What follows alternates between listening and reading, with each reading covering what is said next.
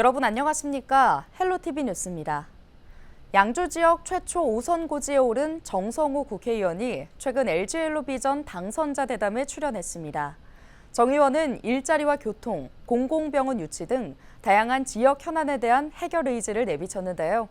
특히 1호 법안으로 내세운 경기 북부 특별자치도와 관련해 얼마 전 김동연 경기도지사와 만나 논의했다고 밝혔습니다. 보도에 김신혜 기자입니다.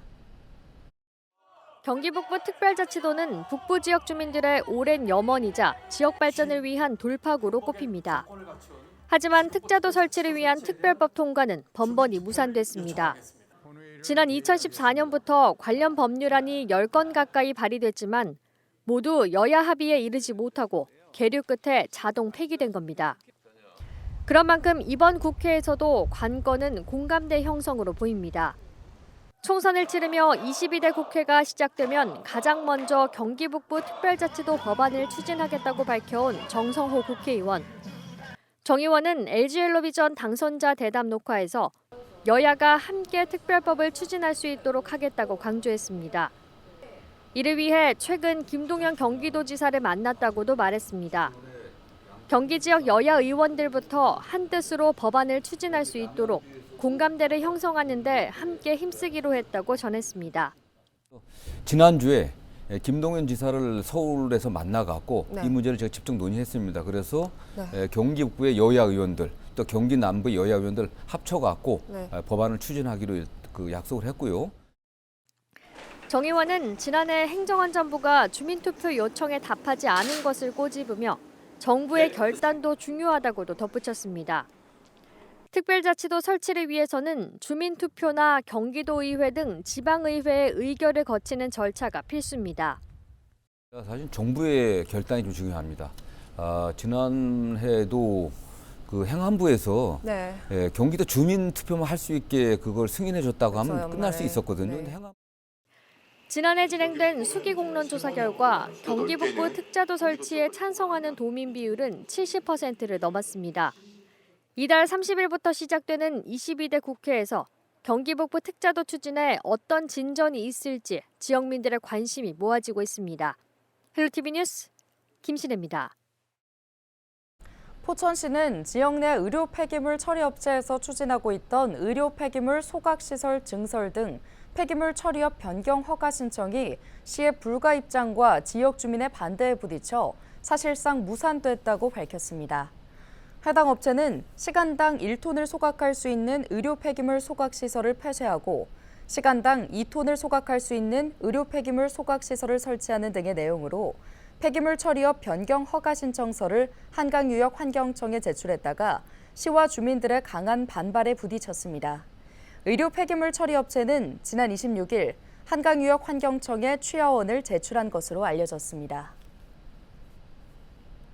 연천구는 3일부터 6일까지 4일간 전고급 전곡리 유적에서 제31회 연천 구석기 축제를 개최합니다.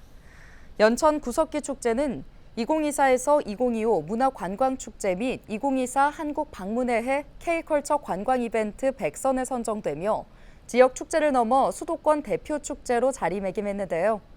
이번 축제는 아슐리안으로부터의 주먹도끼 초대장을 주제로 체험, 전시, 공연 프로그램 등 풍성한 볼거리를 선보입니다. 축제 입장료는 5,000원에 구매해 축제 상품권으로 교환하면 축제장 내 매장과 연천에 있는 가게에서 사용할 수 있습니다. 포천시의회는 제178회 임시회를 열고 오는 10일까지 11일간의 의사 일정에 돌입했다고 밝혔습니다. 이날 제1차 본회의 주요 안건은 2024년 제1회 추가 경정 예산안을 심의하기 위한 예산결산 특별위원회 구성 결의안과 인구 감소 위기 대응 특별위원회 구성 결의안 등인데요. 특히 인구 감소 대책 마련을 위해 지역 특성을 반영한 차별성 있는 맞춤형 대응 전략을 마련하고자 임종훈 의원 대표 발의로 특위를 구성했습니다. 오는 10일에는 제2차 본회의를 개의해 조례 예산 등 안건을 최종 심의 의결할 예정입니다.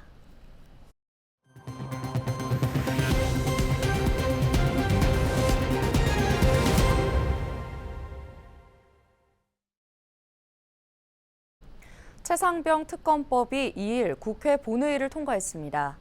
최상병 특검법은 해병대 소속 채모 상병의 사망 관련 진상 규명을 위해 특별 검사를 임명하는 법안입니다. 이날 해당 법안은 여야 반대 속에 김진표 국회의장의 직권 상정으로 본회의에 올랐습니다. 다만 국민의힘 의원들이 민주당의 일방적인 법안 처리에 반발해 표결에 불참하면서 해당 법안은 야당 단독 표결로 처리됐습니다. 이태원 참사 1년 6개월 만에 피해자 권리를 보장하고 진상을 규명하는 특별법이 국회 본회의를 통과했습니다. 여야는 앞서 전날 쟁점 사항이었던 위원회 구성과 활동 기간, 조사 방식에 대해 한 발씩 양보하며 법안 처리에 합의했는데요. 수정안에 따라 특조위는 여야가 합의한 위원장 1명을 비롯해 여야에서 추천한 4명씩 총 9명으로 구성합니다. 활동 기간은 1년 이내로 하되 필요하면 3개월 연장할 수 있도록 했습니다. 이 밖에 쟁점이 됐던 특조위의 직권 조사 권한과 압수수색 영장 청구 의뢰 권한은 삭제했습니다. 전세 사기 특별법 개정안이 야당 주도로 2일 국회 본회의를 통과했습니다. 선구제, 후 회수에 관한 내용을 담은 전세 사기 특별법은 지난 2월 더불어민주당 주도로 본회의에 직회부됐습니다. 국민의힘은 재정 부당 등을 이유로 법안 처리를 반대해왔습니다. 이날 본회의에서 해당 안건은 전체 268표 중 찬성 176표를 받아 통과됐습니다.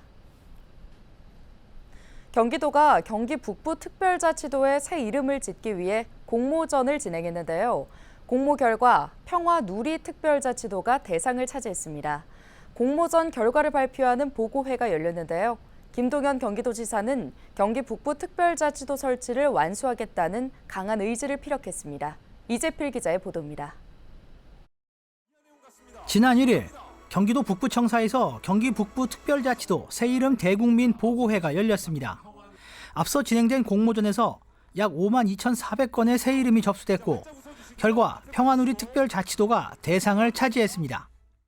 원래 같으면 경기 북도가 한반도의 중심인데 우리나라뿐만 아니고 세계적으로도 알아주는 경기 북도가 되고 대한민국을 한 단계 더 이렇게 성장해 나가는 원동력이 될 것 같아서. 단 최종 명칭은 특별자치도 설치를 위한 법 제정 단계에서 확정될 예정입니다. 도는 경기 북부 특별자치도 설치에 대한 범도민 공감대 확산을 위해 새 이름 공모전을 진행했습니다.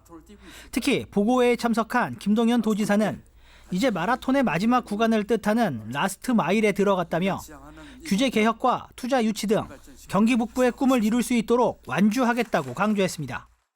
흔들림 없이 마지막까지 결승전까지 뛰겠다는 각오를 다시 한번 합니다. 우리가 추구하는 목표는 북부를 발전시키고 북부 주민의 삶의 질을 높이고 더 나아가서 경기도와 대한민국을 성장시키고 번영시키기 위해서 우리는 지금 이 일을 하고 있는 것입니다.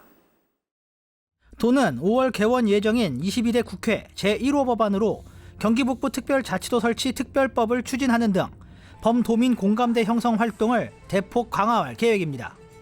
헬로티비 뉴스 이재필입니다. 서울 주요 도심의 교통 혼잡을 줄이기 위해 33개 수도권 광역버스 노선이 조성됩니다. 서울시는 국토교통부 대도시권 광역교통위원회와 경기도 인천시와 함께 명동과 강남 등 서울 주요 도심의 광역버스 노선을 조정했다고 밝혔습니다. 버스 노선 조정으로 퇴근 시간 명동과 강남 혼잡 정류장을 통과하는 버스 통행량은 26%와 27% 각각 감소하고 시간은 8분과 12분 줄어들 것으로 전망됩니다. 한편 노선 조정 전 명동과 강남 일대 퇴근 시간에는 버스가 일렬로 정체되는 버스 열차 현상으로 평상시보다 운행 시간이 3배 이상 소요돼 대책 마련이 요구돼 왔습니다. 김포 거물대리 일원 환경오염 지역을 환경재생혁신복합단지로 조성하는 사업이 기획재정부의 예비 타당성 조사를 통과했습니다. 김포시와 환경부는 거물대리 일원 오염 토양을 정화하고 공장들을 친환경 산업단지로 이전시켜 선도적인 환경재생도시로 개발할 계획인데요. 수소연료 발전 등으로 신재생 에너지를 공급하고 생태공원 등 친환경 기반 시설도 조성할 예정입니다. 김포 환경재생 혁신 복합단지 조성 사업은 올해 하반기에 개발 계획 수립에 들어가 2033년쯤 준공될 예정입니다. 경기도가 장마철 집중호우를 대비해 도로 배수 시설과 지하차도의 안전관리 실태를 점검하는 선제적 특정 감사를 실시했습니다. 이번 감사는 지난해 오송 지하차도 침수 사고로 인한 도민의 불안감을 해소하기 위해 지난달 진행됐는데요. 그 결과 각 시군은 장마철 재해에 대비해 지하차도 배수 설비의 관리를 강화했지만 펌프 설비 고장, 수익의 이중화 미흡, 빗물바지 관리 소홀 등의 문제점이 발견됐습니다.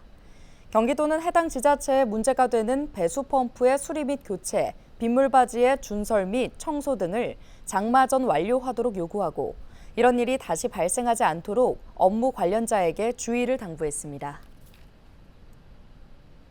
경기도 반지하 주택 중 6.5%가 침수 피해 경험이 있는 것으로 나타났습니다. 경기연구원은 2일 침수 반지하 주택 제로 보고서를 공개했는데요. 경기도 건축물 대장에 있는 주거용 반지하 주택 13만 6천여 가구 중 8,800여 가구가 재난지원금이나 풍수의 보험금을 지급받은 것으로 나타났습니다. 시군별로 보면 부천시가 1,500여 가구로 가장 많았고 안양시 1,200여 가구, 광명시 850여 가구, 군포시 600여 가구 순이었습니다. 경기연구원은 침수 반지하 밀집 지역의 경우 용적률 인센티브로 민간의 자율적 정비를 유도하고 안전한 주거유도 구역 설정과 통합 공공임대주택 연계 이주 대책 마련, 적극적인 공공매입 추진 등을 제안했습니다.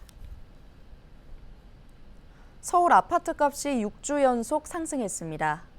한국부동산원이 발표한 주간 아파트 가격 동향을 살펴보면 이번 주 서울의 아파트 매매 가격은 0.03% 올라 6주 연속 상승세를 이어갔습니다. 지역별로 보면 성동구가 0.15% 올라 가장 높은 상승폭을 보였습니다.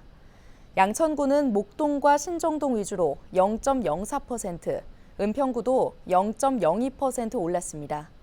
한국부동산원은 시장 불확실성에 대한 우려로 관망세 속 간헐적 급매 거래가 진행되고 있다며 일부 지역의 선호단지에서 상승 거래가 발생하고 매도 희망 가격도 오르고 있다고 설명했습니다. 인천시의 모빌리티 신기술 전환 지원 사업이 중소벤처기업부 공모 지역 특화 프로젝트 사업에 선정돼 3년간 사업비 300억 원을 국비로 지원받습니다.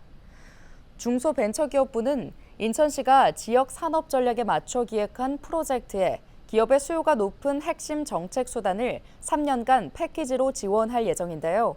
참여 기업들은 혁신 바우처와 수출 바우처, 정책 자금과 창업 중심 대학, 스마트 공장 구축 등 5개 분야 지원을 받을 수 있습니다.